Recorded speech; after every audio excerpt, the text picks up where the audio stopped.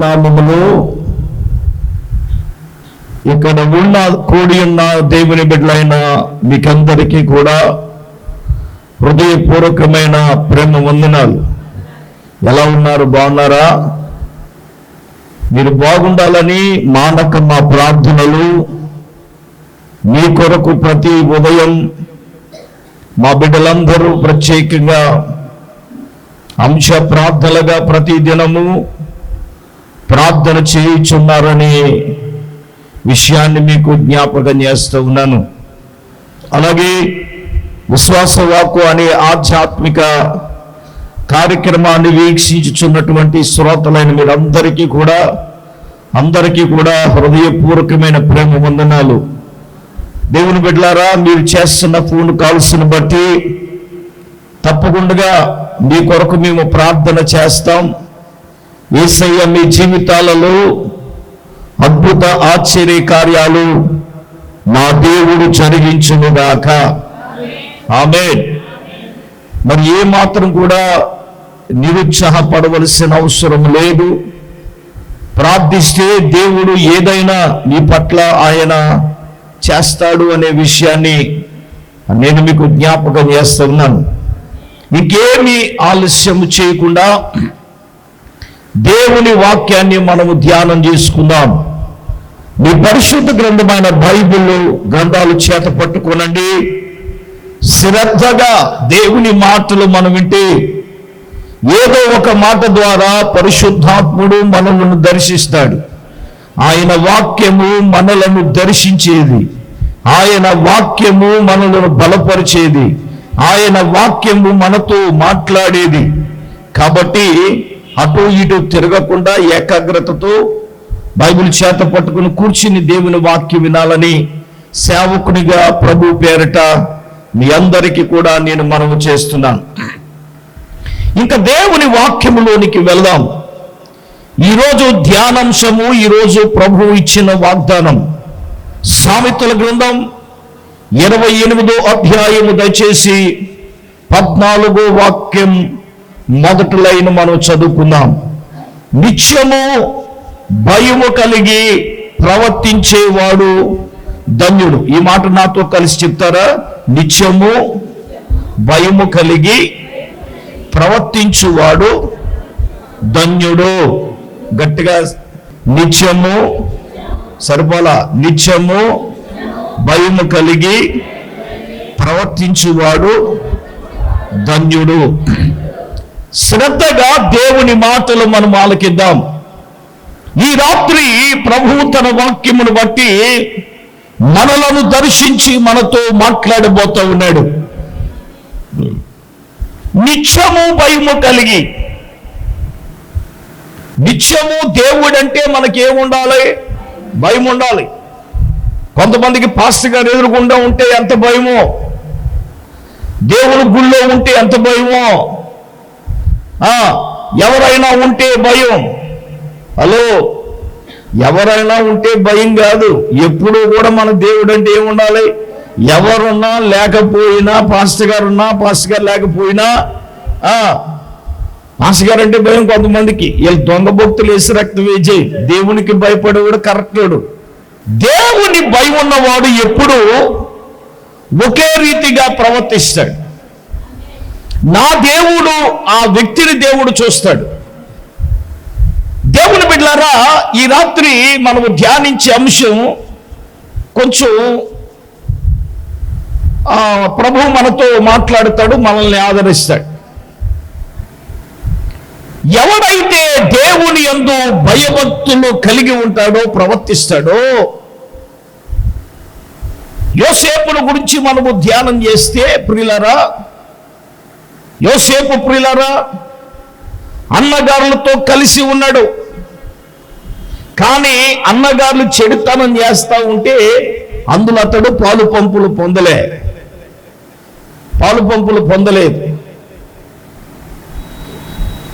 అన్నగారు చేస్తున్న ఆ చెడుతనాన్ని గురించి ఎవరికి చెప్పాడు?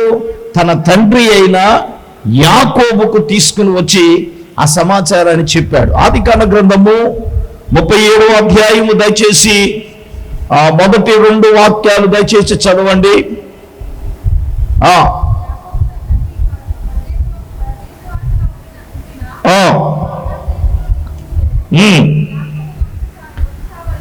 యాకోబు వంశావళి ఇది.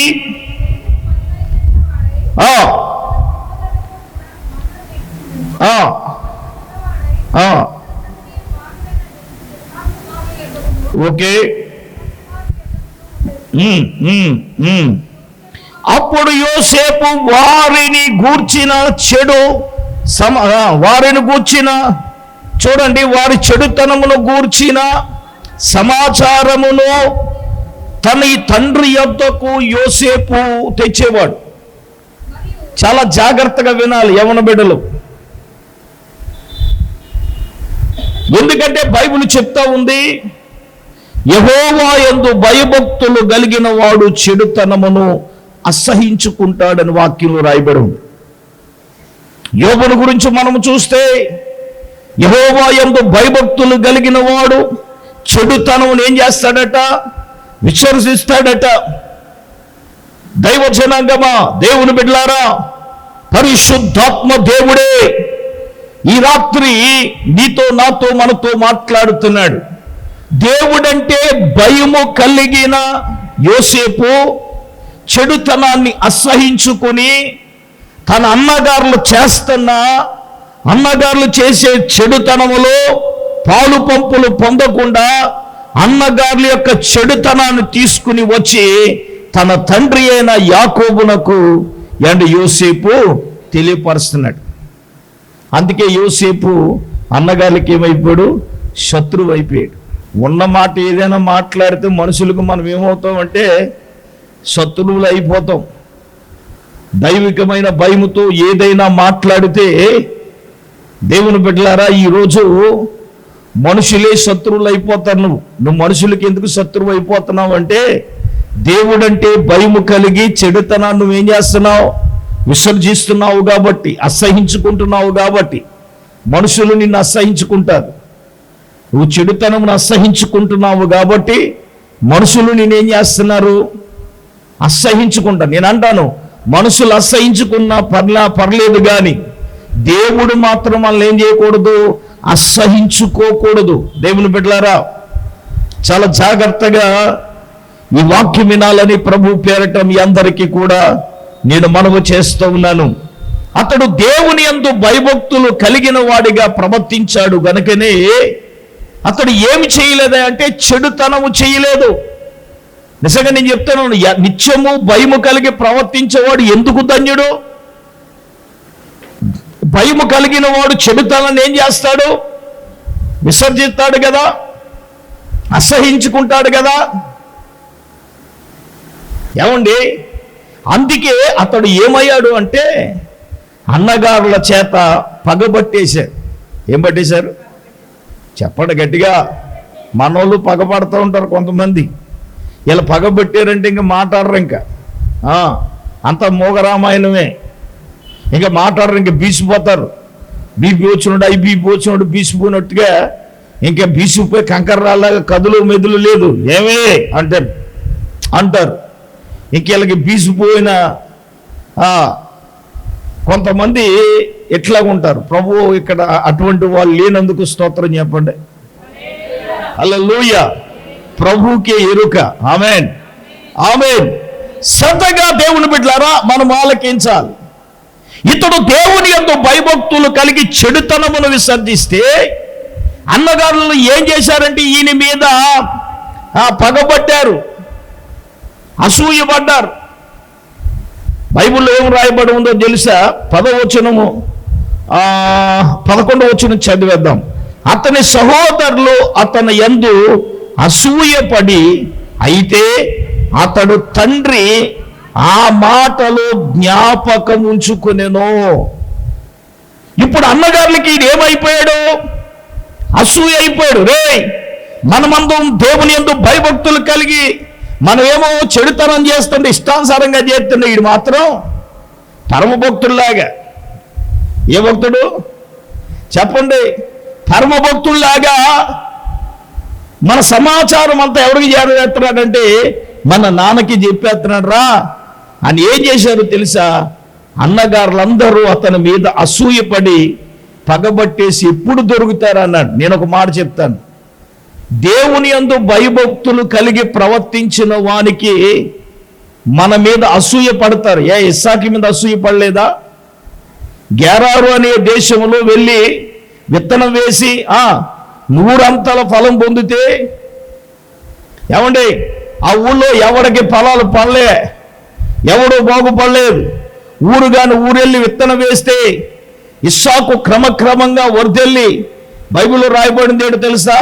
అతలను ఆశీర్వదించిన మిక్కిలి గొప్పవాడు అయ్యను. యెహోవా అతన్ని ఆశీర్వదించిన గనుక అతడు మిక్కిలి గొప్పవాడు అవ్వగానే ఈయనకి గొడ్లాస్తి, అబ్బో గొర్రెలాస్తి, వెండి బంగారాలు, దాసదాసీలు ఎప్పుడైతే ఇస్సాకు గారికి వచ్చేసారో బైబిల్లో రాయబడిన మాట ఏంటో చెప్పనా? ఫిలిస్తీయులు ఇస్సాకు మీద ఏం పడ్డారండి? అసూయ.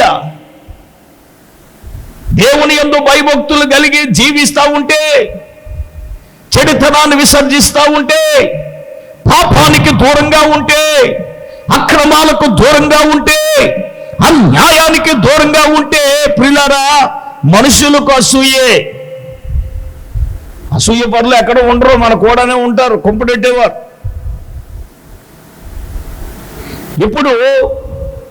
ఇప్పుడు యోసేపుకి శత్రువులు ఎవరంటే చెప్పండి, ఇంట్లో వాళ్ళే, అన్నదమ్ములే కదా. అరే మన తమ్ముడు అని జాలు దలిచారా? జాలు దలచలేదుగా, కొట్టారుగా, గుంట్లో తోసేరుగా, అసలు చంపేద్దాం అనుకున్నారుగా. అతడు భయముతో ప్రవర్తించువాడు కాబట్టి రూబేన్లో ఉండి దేవుడు మాట్లాడు, రే మన తమ్ముడు మనం ఏం చేయొద్దు, చంపొద్దు అని ఆపినోడు ఎవరు అనుకుంటున్నారు? రూబేన్ ఆపలేదు. రూబేన్లో దేవుడు ఉండి ఆపు చేశాడు మరణం.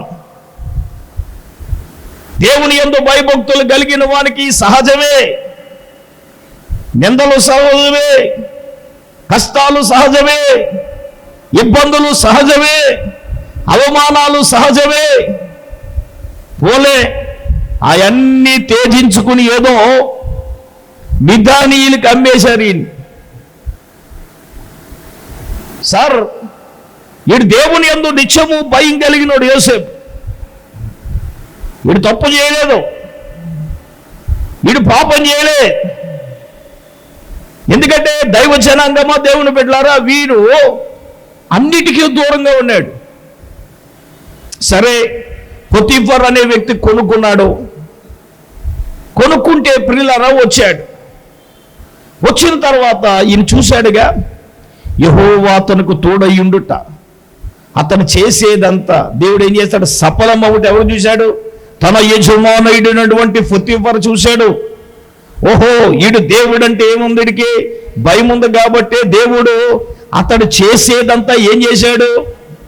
మాట్లాడతలేదో. దేవుడు అంటే నీకు భయం ఉంటే నువ్వు చేసేదాన్ని ఏం చేస్తాడో? సఫలం చేస్తున్నాడు. నువ్వు చేసేది సఫలం అవ్వట్లేదు, విఫలం అవుతుందంటే దేవుడు అంటే భయం ఉందా అసలు? పెద్దయ్య గారు ఎప్పుడు ఒక మాట చెప్పారు, భయం లేని కోడంట బజార్లో ఎట్టిందంట గుడ్డు. మేత ఏమో నీ ఇంటికాడ, గుడ్డేమో పక్కింటి ఇంటికాడ. మరి సఫలం అవ్వట్లేదంటే దేవుడు అంటే భయము కలిగి ఉన్నప్పుడు ఎందుకు సఫలమవు కార్యాలు? అనుకున్న పని ఎందుకు జరగదు? దేవుడంటే భయము కలిగి నువ్వు ప్రవర్తించినప్పుడు నా దేవుడు ఏదైనా చేయగలడు. మరి పాడతా కదా, ఏదైనా. పాడతలేదేంటి? పాడరు మరి దేవునికి స్తోత్రం. మరి భయం కలిగి ఏదైనా ఎందుకు చేయడు? ఏమంటే భయము కలిగిన వారి పట్ల దేవుడు ఏదైనా చేస్తాడంటే యోసేపు జీవితంలో దేవుడు చేశాడుగా. నువ్వు భయము కలిగి ప్రవర్తించినప్పుడు అతడు భయము కలిగి ప్రవర్తించాడు కాబట్టి యెహోవా అతడు చేసి. చదవండి ఒకసారి 39వ అధ్యాయం 2-3 వచనాలు చదవండి. ఆదికాండ గ్రంథం 39వ అధ్యాయం.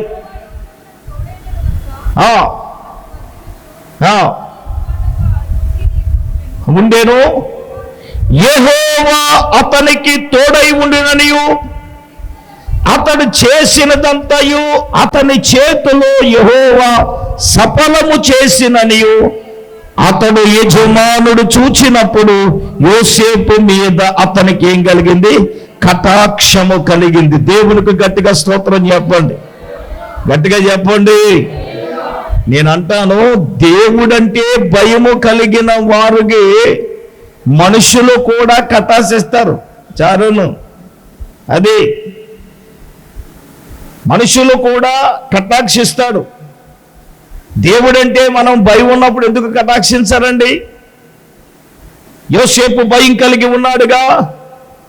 అతడు చేసేదంతా దేవుడు అతని చేతిలో ఏం చేస్తున్నాడు? సఫలం చేస్తున్నాడు కదా. సఫలం అవ్వడానికి కారణం ఒకటే, ఇతడు దేవుని యందు ఏం కలిగి ఉన్నాడు? భయము కలిగి ప్రవర్తిస్తున్నాడు. అందరూ చప్పలు కొడదాం గట్టిగా, గట్టిగా.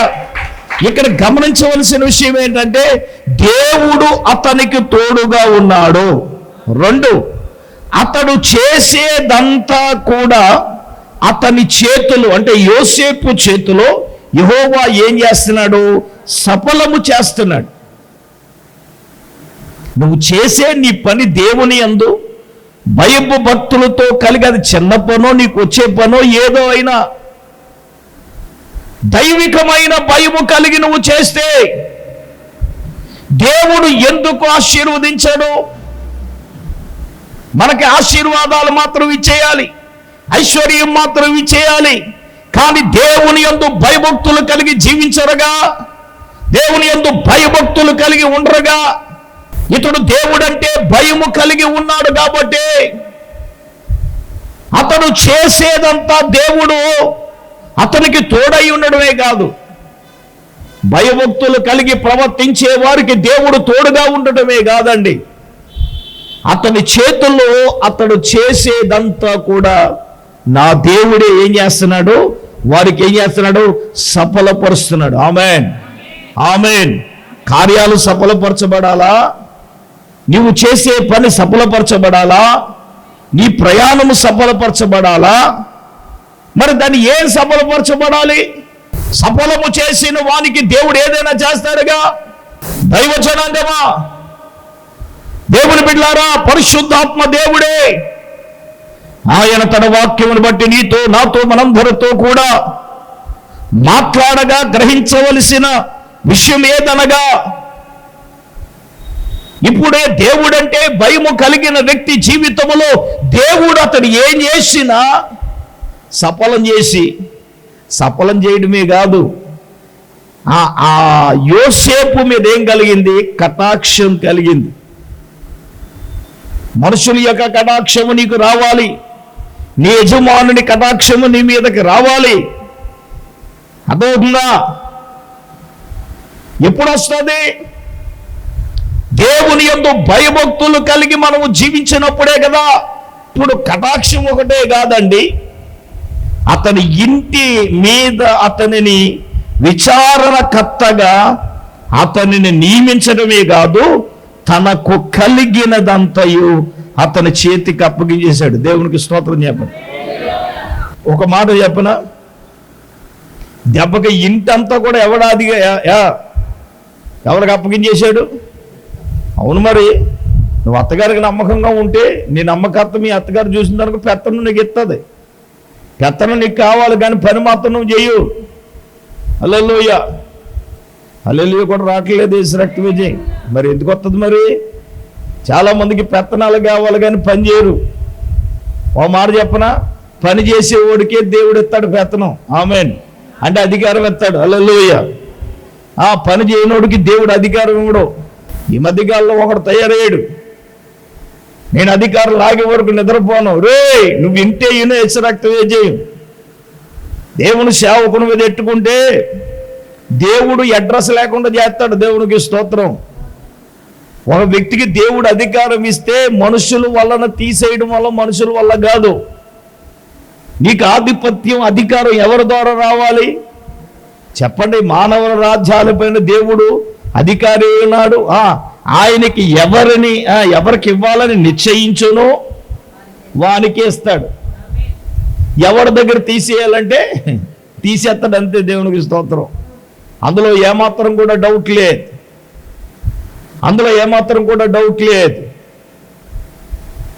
ఇప్పుడు విచారణకర్తగా నియమించడమే కాదు, ఎవడి తన ఇంటిలో తనకు కలిగినదంతటి మీద ఏమండి అతని చేతిలో పెట్టేశాడు. దేవునికి స్తోత్రం. ఎవరి చేతిలో? యోసేపు చేతిలో పెట్టేశాడు.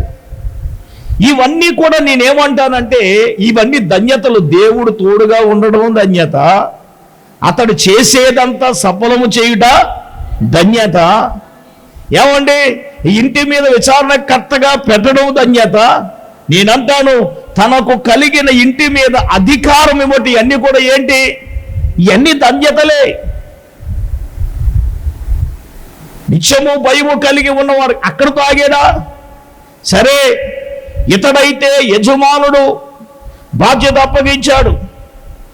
ఆయనేమో ఇంటి మీద కన్నేసి పనుల మీద కన్నేస్తే యజమానుని యొక్క భార్య అయిన పొతిఫెర ఎవరి మీద కన్నేసింది? యవనస్తుడైన యోసేపు మీద కన్ను వేసింది.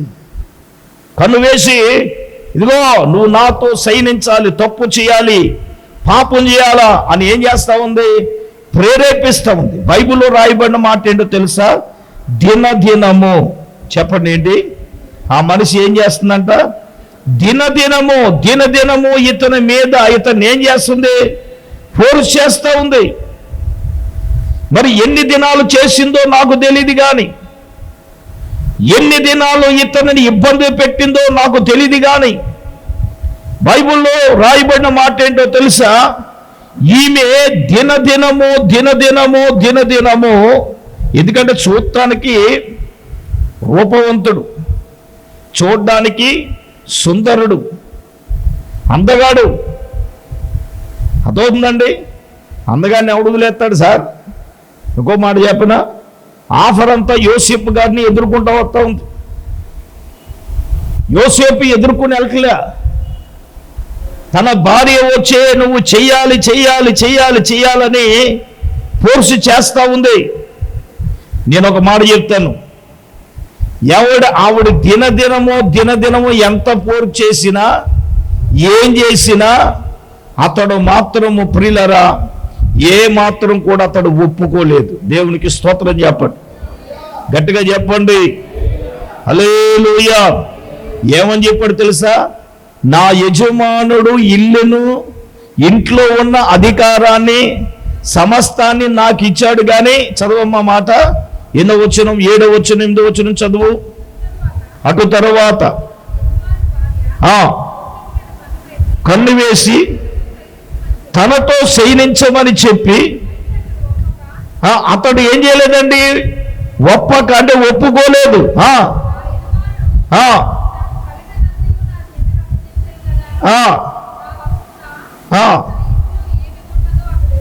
ఎరగడు, ఎవడును లేడు.